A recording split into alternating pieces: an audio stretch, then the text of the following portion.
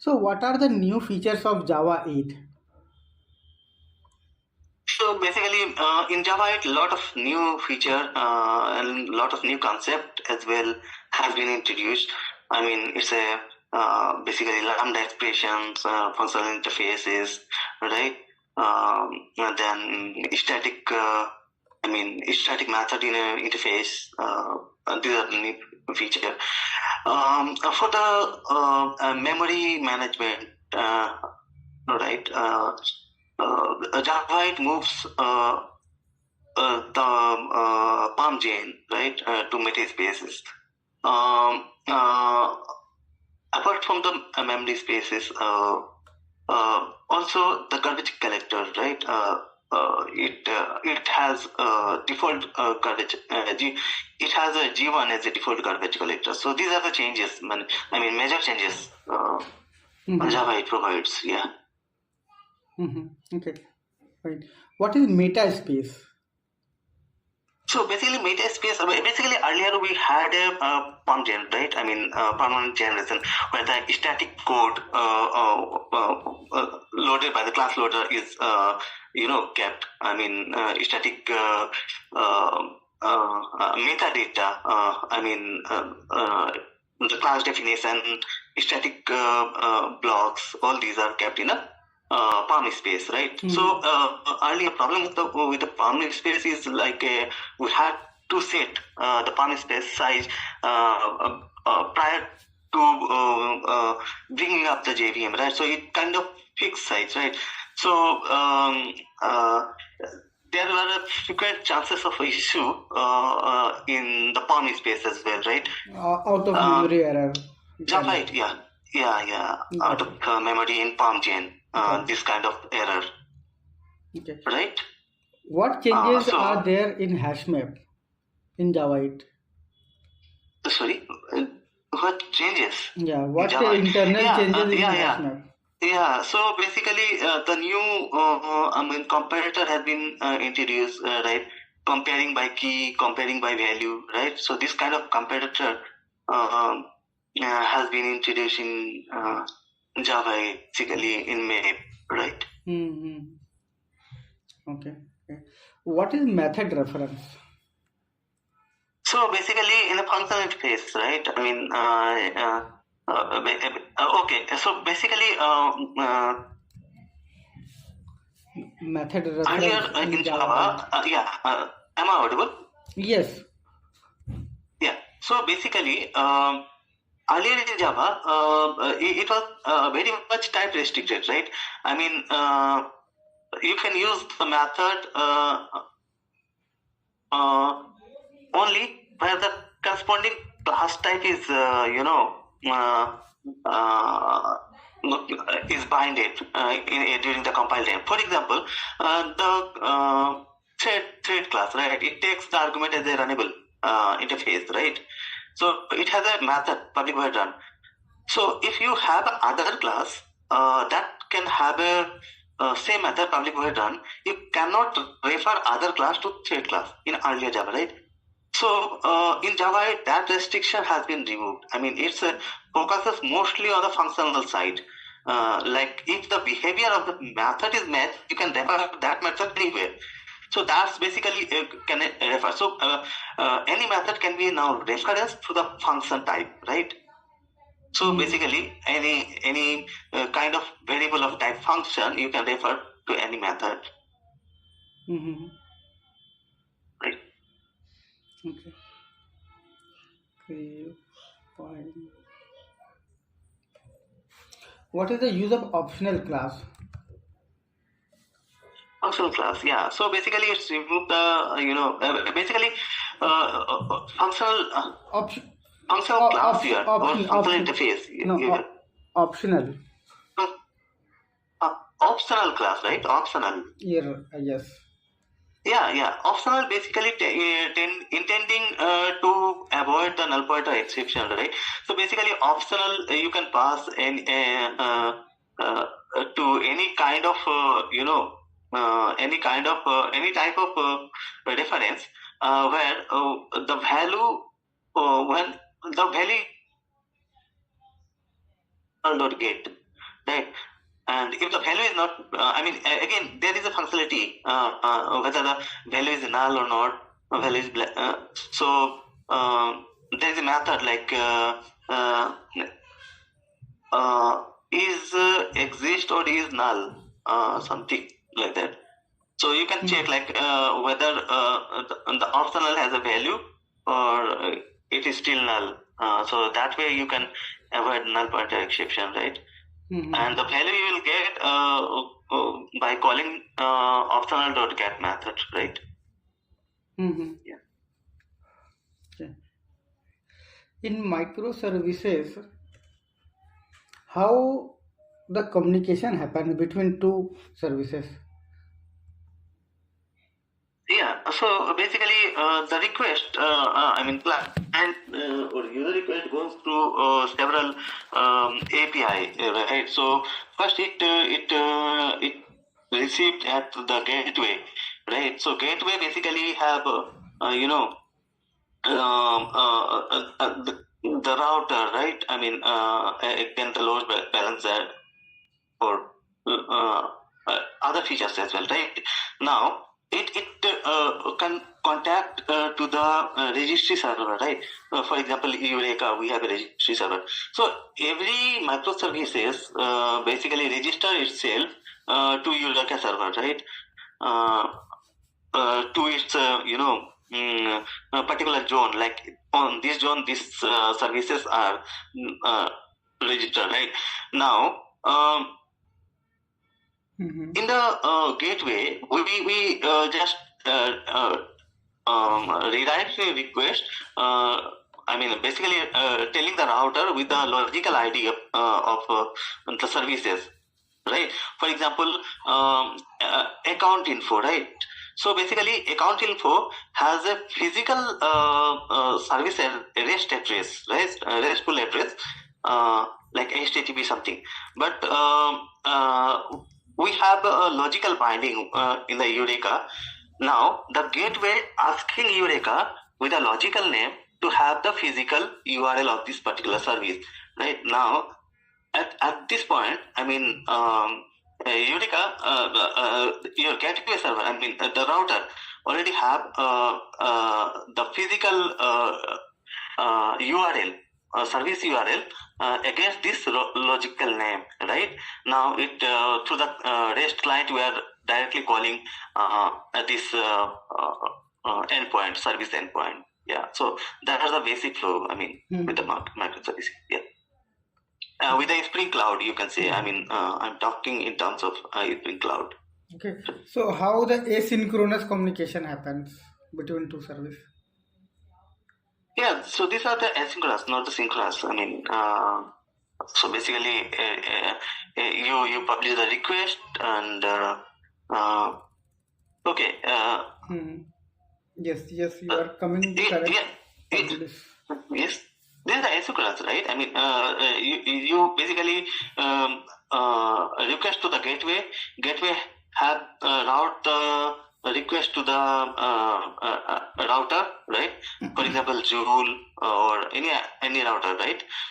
So Joule have the physical name of the services, right? It asks to Eureka. It gets the physical URL. And once it returns the response, it send the again it hit the service endpoint through the REST template or any other, for example, paying client, right? So it's received the response from the service and it's returned back to the gateway, and gateway return back to the user client. So that's particular the asynchronous call, right? What is the circuit breaker? Yeah, so basically the circuit breaker has two states, right? Open and close. So once it is closed, the service communicate to the down to the microservice, right? So in certain condition, if this happen, then we can tell the circuit breaker to open it, right? For example, in resilience, they provide a kind of smart circuit breaker. So basically we are defining condition criteria. Once that criteria is true, then the circuit breaker will open, right? So it once the circuit breaker is open state, then any further request come to the circuit breaker, it will forward this to the fault handler, right? I mean, not to the microservice again. So that is basically the purpose. So basically the fault handler, you are returning the meaningful message that key service is down, or we are in a maintenance state or something like that. So Okay. yeah, How until unless it's again closed, the further request goes to the fault handler only. Yeah. how So once the circuit breaker is closed, then the request goes normally down to the your microservices. Okay, fine.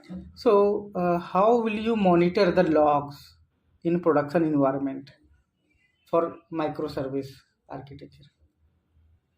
Yeah, so basically we have a event publisher. I mean resilience, resilience for J. We have these have very sophisticated plugins. Various plugins. For example, it has a plugin to InfluxDB. It publishes the event, publishes the event to InfluxDB, and those events can be stored, and we can check the status, right, of every service, every call to the InfluxDB. I mean, we have a Grafana. Basically, that's basically a kind of viewer. I mean, UI client from the Grafana, right? Which connects to Graph. Grafana is a UI client that connects to InfluxDB, render the data. So we can have a statistics. So basically, for each and every request, you can trigger an event, right? Whether it's a service is success or failed, or there is an issue, right? So that event you can publish to InfluxDB, or you can simply write this into log, whatever the way is preferred. Okay. And what technique you are using for authentication and authorization in your service, in your project? Yeah, we have internal BAM authentication. Basically, it's a kind of a JSON token, JSON web token, JWT, right? So basically, we have an authentication server. So once it is authenticated, it returns a key, right? And then key, basically we are pushing it to header, every request header. So in our service side, I mean microservices layer, we are basically checking whether the token is available in the request header or not. If token is not available, then this is the fresh direct hitting of service. So basically we are redirecting it to login page, right? So if there is a JWT token is available in the request header, then we are again validating it to the authentication server as well. Again, whether it is expired or not. So if it is expired, then again we are redirecting it to the login page, saying like your token has been expired or your session has been expired. Yeah. So. Yeah. Okay. Fine. In Spring Boot, what is profile? Sorry, what is? Profile, Spring Boot profile. Yeah, Spring Boot profile. So basically, you can have a different environment, right? I mean, keyword. According to that, you have a different properties, different connections to the database. You have a different database service based on the environment, right? So instead of having, so basically, we can have a multiple property file, right? So once we run the application, we are passing a Spring profile to the profile name only, and it automatically invoke that properties matching to the profile. For example, in a property file, you have a dev, you have a unity, right? So basically, if I bring up that thing, boot application with the profile dev, it will invoke only the dev properties associated to the dev environment. Okay. What is the use of Yeah. So qualifier annotation? Sorry? What is the use of qualifier annotation? At qualifier. Qualifier, right? Yeah. Yeah, qualifier. Basically, it is being used to, you know, I mean, conflict. It's used to handle the conflict mechanism. For example, the same interface, you have multiple implementation, right? So you can mark at the red qualifier, and with the qualifier, you can pass the bin name. Like at this position, we want exactly this bin. I mean, so that during the auto ID, Spring knows like which particular bin has to, inject. So that's the purpose of qualifier. And what is the use so of that qualifier and name you are passing the bin name that you want to inject at that position. Yeah. What is the use of actuator? Actuator. Sorry, your voice was breaking. Can you please come again? The question. Okay. So what is the use of actuator in Spring Boot? Yeah, actuator, yes. So basically, in an actuator, you can, before actuator, I mean, non-string environment, we have a JMX export, right? And using the JMX, we can have the access to the VM internal things, right? So basically, without the JMX, you can't access the VM internal thing, right? So basically, Spring exposes the actuator and exposes all those functionality to have VM statistics, right? So that is the one part. Another part, you can check the health and several other functionality. Stop the server. I mean, that kind of functionality exposed in the actuator. Yeah.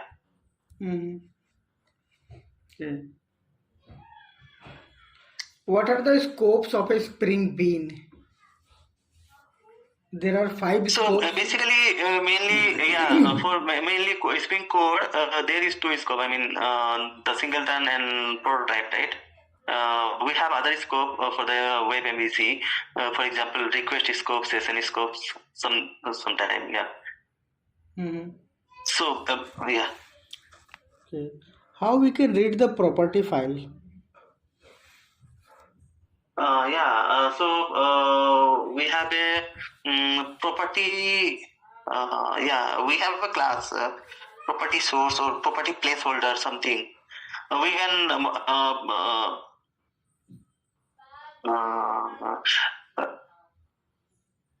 You can use at value. There is class I am missing. I mean, I already use it, but right in the moment, I mean, property loader. I think something kind of thing. Property we resources. Can load the At the rate property resources also. Yeah.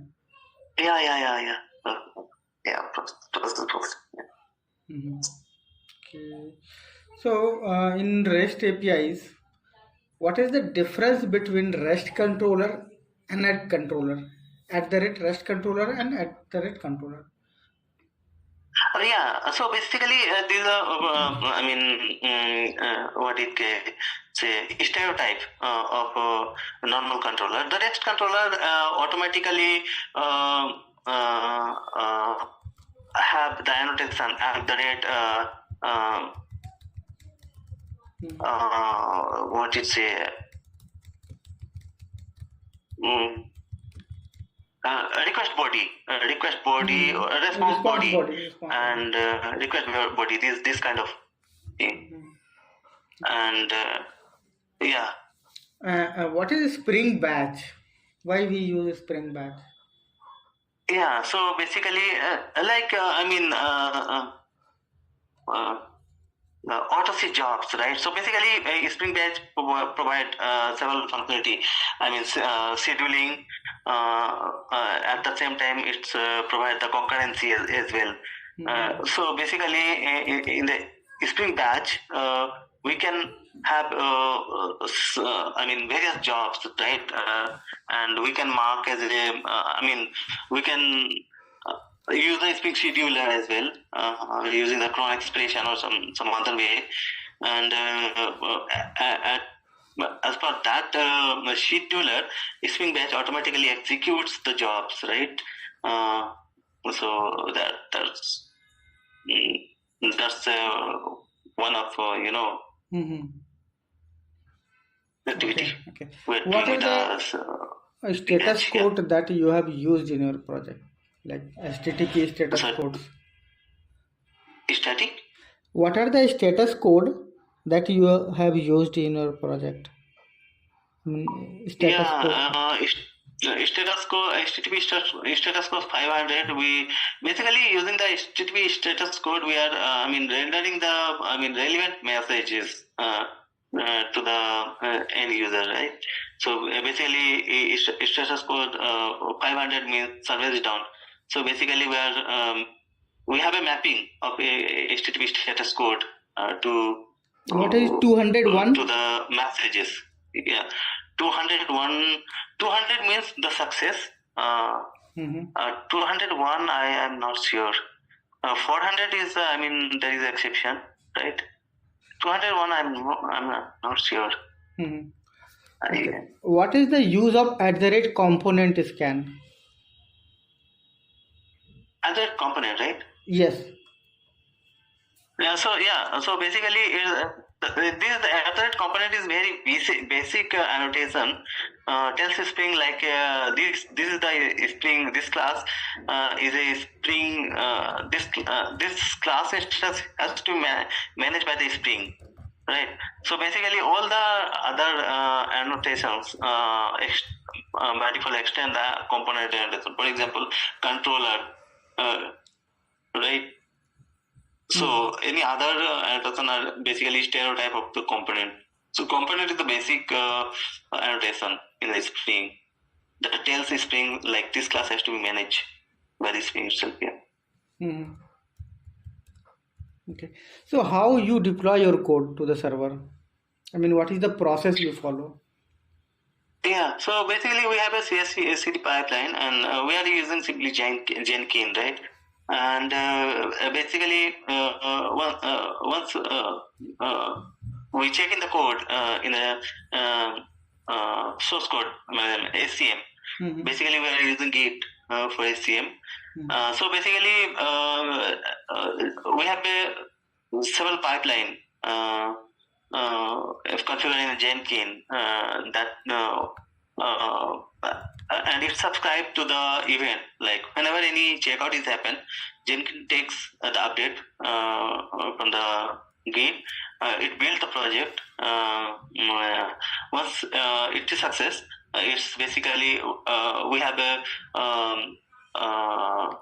post build task script that basically make the several artifact, place it to the outbound directory, right?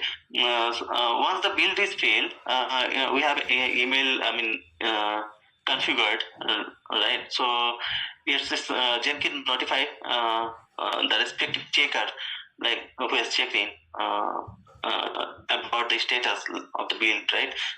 For example, it is failing due to some error or something. Now, once the build is success and artifact has been produced, placed in outbound directory, during the deployment time, we take the those artifacts and place it to the server, and we just restarting the server. So this is the basic process we are following in. Okay. Fine. So, have you also worked on Kafka?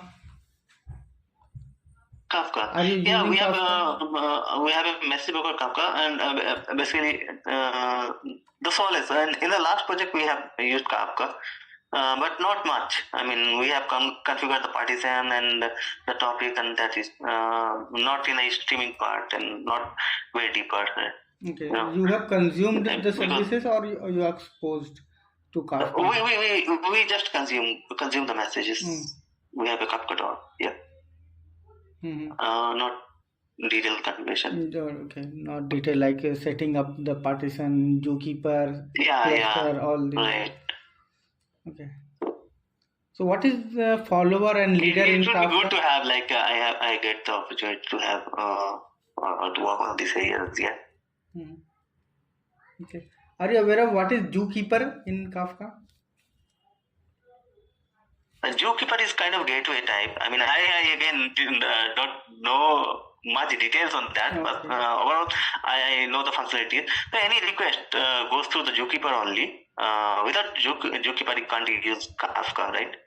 So basically, it's a central gatekeeper.